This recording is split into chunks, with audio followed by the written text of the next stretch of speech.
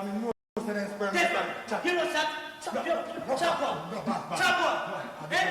Yes, sir. You know, say every demon bro come out with that chicken that's after this one. No, but we can't if you try to steal it. Try stealing them. Eh? That's right.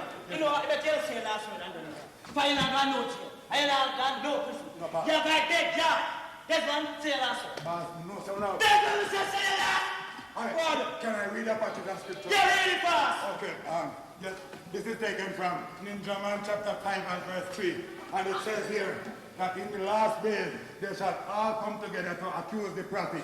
And the prophet shall say, if I should get rid of all of these my accusers, then there would be no evidence against me. And with that, the prophet lifted up his eyes and he said, "One house of God."